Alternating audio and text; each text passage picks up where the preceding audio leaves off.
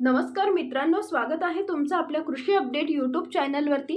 राज्यात येत्या 24 तासांमध्ये वादळी वाऱ्यासह गारपीट होण्याचा इशारा हवामान खात्याने दिलाय। कोणत्या जिल्ह्यात पावसाचा इशारा देण्यात आलेला आहे पाहण्यापूर्वी आपल्या कृषी अपडेट यूट्यूब चॅनलला सबस्क्राइब करून शेजारील बेल आयकॉन प्रेस करा। देशात 31 मेला मान्सूनचे आगमन होण्याचा अंदाज हवामान खात्याने व्यक्त केलाय। त्यापूर्वी आठवडाभरापासून राज्यात अवकाळी पावसाने हजेरी लावली आहे।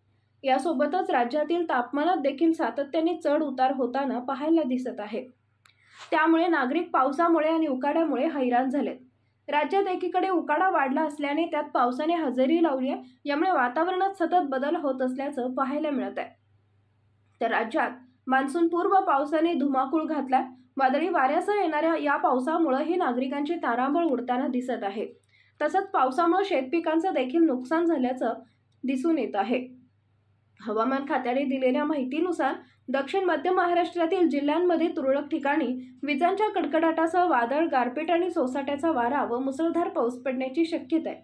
तर मराठवाड्यातील जिल्ह्यांमध्ये तुरळक ठिकाणी विजांच्या कडकडाटासह वादळ आणि सोसाट्याचा वारा व हलका ते मध्यम पाऊस पडण्याची शक्यता आहे।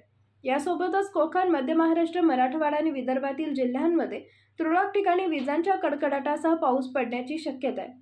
दरम्यान येत्या 24 तासांमध्ये विदर्भ, मराठवाडा आणि मध्य महाराष्ट्रामध्ये वादळी वाऱ्यासह पावसाची शक्यता आहे। यासोबतच हवामान खात्याने या भागात येलो अलर्ट देखील जारी केलाय। राज्यात येत्या काळात तापमानातील चढ उतारही पाहायला मिळणार असल्याचा इशारा हवामान खात्याने दिलाय। यापुढील हवामान अंदाज पाहण्यासाठी चॅनलला सबस्क्राइब करा। धन्यवाद।